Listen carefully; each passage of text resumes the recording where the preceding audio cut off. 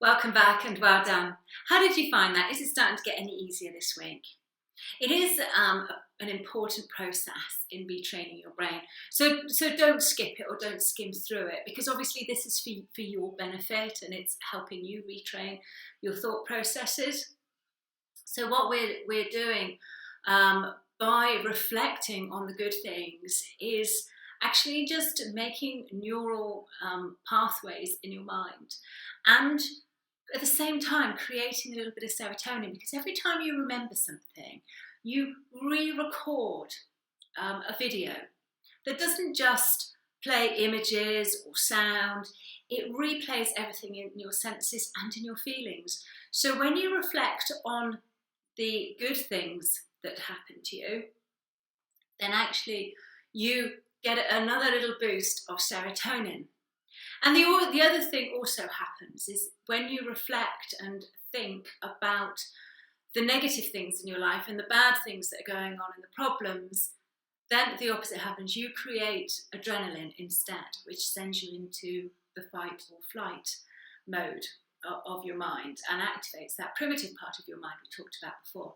Which leads me nicely on to our subject this week, which is focus. Okay, how you are focusing, or what you are focusing on rather, will either create serotonin or it will create adrenaline. Now, I know which one I want to create. I like being happy, and so I want to create serotonin.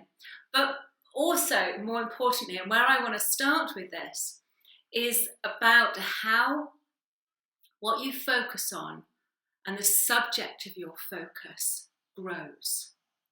And that's why it is so important to focus on the positive things in your life, because the more and more you focus on what's good around you, the more serotonin you're creating, and the more that you'll be working on this intellectual part of your brain, the part of your brain that will come up with answers and solutions for you. You know that you are the expert on you, and all the answers you need and all the changes you need to make are already within. They are already there in you. Your mind knows everything about you. It knows everything you've forgotten, knows things you don't want to know, and it will be sending you messages about what needs to change. Now, what happens quite frequently is we dismiss it, and we choose to focus on the problems instead. And that's where things start to go wrong. And this is where we need to be aware of how we focus. And when we recognize, or when we're suddenly reminded, or when we notice that we're focusing on the negative things in our life, we need to be able to stop that and switch it back to a positive focus. Because whatever you focus on will grow. And it's focusing on the negative stuff, it's thinking in a negative way. It's that negativity that we convert into anxiety. And as our anxiety levels grow, because we're focusing more and more, what happens is we slip from the intellectual part of our brain down to the primitive negative part of our brain that is solely concerned in your survival. So what it does is it encourages you to focus on more and more negative things in your life. And it will find all the problems. And what we have a tendency to do is to focus on everything that can go wrong, on all the problems, on all the perceived dangers, or whatever else could possibly go wrong. And that's not necessarily anything to do with what's causing the problems in the first place, because this primitive brain, as it's concerned with your survival, will look for everything in your life that could potentially be a problem and get you to focus on it. And the more and more you focus on it, the bigger and bigger it gets. Take, for example, okay, this is an example. Have you ever been waiting for a phone call or a text or some sort of communication of somebody, and they don't text you, or they don't communicate when you're expecting them to? And the more you focus on it and the more you think about it, the more problems you find in that. To start with, we might start telling ourselves rationally, oh, the phone battery must be dead, or they must be out of range, or something happened. But the more and more you think about the negative things, the more it comes up with. And as we talked about last week, is your brain doesn't know the difference between imagination and reality. So when you're focusing on these negative problems and you're imagining everything that can go wrong, you're just creating more and more anxiety because your brain is believing you, and it just gets bigger and bigger and bigger. Have you had the incident or those occasions when we like to call this the elephants come into a lot for some reason. This is the first of my elephant analogy, okay? We talk about it as the elephant syndrome. Have you ever had those situations where you have said yes to doing something, or said yes, you'd go out, or you've committed to doing something sometime in the future, and like an elephant, when it's off way in the distance, it's very, very small, but as it gets closer and closer and closer, it gets bigger and bigger and bigger, and just like an elephant. And the more you focus on it in a negative way, the bigger it gets, to the point that it just becomes really overwhelming. And what you do focus on tends to attract more of the same. So when you focus on your problems, you find you get even more problems coming into your life. You must have heard the saying, bad things happen in threes. And why is that? Well, good and bad things happen all the time. Good things happen in threes as well, or fives, or sevens, or whatever number you like to pick. As well as bad things, they're going on all the time. But once you start focusing on a problem, your brain will pick up all the other problems it can find, because you have switched the parameters in your brain to this, working from this primitive negative part of your brain. And so that is entirely focused on picking up problems. Now, the problem with that, or the dangers for yourself and what you're creating, is it is consuming your mind with the problems. Now, our brains can only hold 5 or 7 things any one time, give or take 2. So when you focus your mind on the problems, then there is no room in your mind for focusing on the positive things, or for finding solutions, or for finding a different way out. And what I can tell you is that it takes a completely different type of thinking, or way of thinking, to find a solution than it does a problem. It takes a different part of your brain. But when you're focusing on problems, you're fixing that primitive brain, you're fixing it in, creating adrenaline, creating your anxiety levels to rise, causing you to focus even more on the problems. It's a vicious cycle. And there's no room for your intellectual brain, which, let's face it, I'm sure we can admit that you're going to solve a problem from this clever intellectual brain you've got, not from your primitive animal brain. So when you are allowing your brain to focus on the negative, focus on the problems, then you are creating just more of the same and bringing more into your life. Just another analogy is, when bills arrive demanding money, or they always seem to happen at once.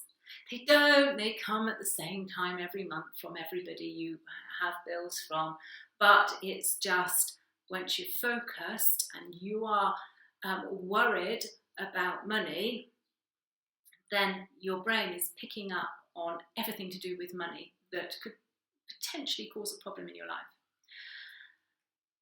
The same is true for focusing on the object in question. Okay, here comes the second of my elephant analogies. Right? Your brain will only focus on the object in question. And that's why it is important for you to focus on the positive and not on a negative thing you don't want. So if you are focusing, for example, on I can't handle any more bills arriving. I can't pay out for anything else. I can't handle any more debt. I don't want to receive any more phone calls. I don't want to. Whenever you're focusing on what you don't want, you're bringing more of it to you, because you have switched the parameters of your brain to focus on that very thing. You can only focus on the object in question. Exactly the same as my elephant analogy. Here it is. If I ask you to not think of a pink elephant, what's popped into your head? And if I say to you, don't think of that pink elephant following a blue elephant around trying to catch its tail, what's in your head? Okay, I told you not to focus on it. And exactly the same goes on. We can't say, don't think about money problems, don't think about the ex, don't want to think about that meeting. I'm not going to focus on getting in a car and doing a long journey, and nobody else can say to you, don't worry. As soon as somebody says to you, don't worry, what's happening? You're worrying. Okay. What you need to do is switch your brain to focusing on what you do want. And what happens is you switch the parameters of your brain to bring in the positive things of what you do want. There's part of your mind called the basal ganglia, and it's a bit like a sorting office, if you like, and it's a bit like a filtering system. So you tell it all the things that you need to know about, so that it filters in and out this information. And I said we can only focus on 5 to 7 things at one time. Now, if you think of all the things that are going on around you at the moment, for example, perhaps your feet on the floor. Now, you weren't thinking about that until I mentioned it, because your brain thinks, well, that's irrelevant right now, so it filters it out. We have all our senses. We have our touch, our taste, our sight, our sound, our smell. We have all these things bombarding us with information all the time. All around us, constantly, there are millions of bits of information all flying at us. Now, if we were to pay attention to all of them, we'd probably go a little bit crazy. So your brain has this really clever system of just allowing you to filter in what you need to know. Now, so if you have registered in your mind, by the way you're thinking, that you want to know about debts and bills and problems and a relationship that's causing you a problem, or somebody that's upset you, or you're going to be filtering in anything that is relevant. However, if you start focusing your mind on a solution you need to find, your mind and your brain, these clever filters, this clever part of your brain, will switch the parameters so it will start filtering in what you do want to know about. So, say for example, you want a new job. If you keep focusing on what's wrong with your current job, that's what you're going to be thinking about, and people never change. You must know people at work who just complain about their job day in, day out, day in, day out. They're always moaning. And you might be thinking to yourself, for goodness sake, if you hate it that much, why don't you just leave? But you see, they're not thinking about a solution. They're not thinking about making any change. All they're doing is focusing on the problems. So it doesn't even enter their head that I can go and get a better job. Because when you focus on the problems, it will come up with all the negative reasons why you can't. Like, there's no jobs out there, or I haven't got the right qualifications, or whatever excuses it wants to. But if you start asking your mind, this clever mind of yours, for a solution, it will come up with something for you. So say, for example, okay, I need to know what I need to do in order to get a better job. I want to find out what's necessary for me to get a promotion. I want to find out ways, I want to think of ways, I need to find ways of bringing more money into my life. If you think in those terms of what you do want, you will find that your brain will start coming up with solutions, because it's going, thank you, you've given me something to work on, not something not to work on, or not something to moan about.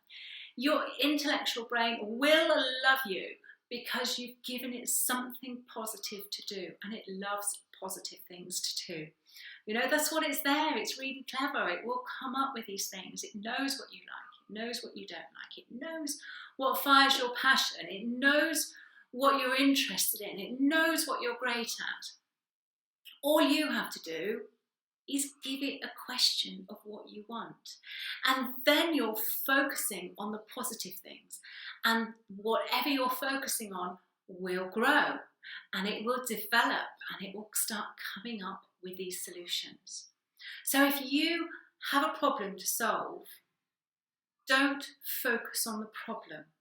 If you have a problem to solve, focus on finding a solution in a positive way and give it that instruction. You can actually tell your brain that I need to come up with ways of getting to, I don't know, London in 2 weeks' time. You know, instead of thinking to yourself, I haven't got enough money for the train, or I haven't got a lift, or I don't drive, or I can't drive into London, for example. If you start putting the question, I need to find a way of getting to London 2 weeks, it will find a solution, because anything that's relevant that you come across, it will bring it to attention. And maybe it's a conversation you overhear of somebody else in the office, or a friend or something, saying about, oh yeah, I've got to drive up to London. Ping! Maybe it's the right time, we can sort of coordinate something. I don't know, I'm just thinking of examples, but you get my drift. Is you focus on what you do want. You focus on what you want to bring in. You focus on what would be better if you could change things. Not on the problem you want to change, on what life would look like once you have solved this problem, what you do want to do, where you want to be in a month, 5 years, 10 years from now, who you want to meet, who you want to talk to, instead of things you don't want, things that cause you problems. And you will be totally amazed at how your brain can come up with these things. So that's it on focus today. The press play in the video, I forgot what I was saying then. When you finish this, when this one finishes, press play on the next one, and I will tell you about the exercise for today.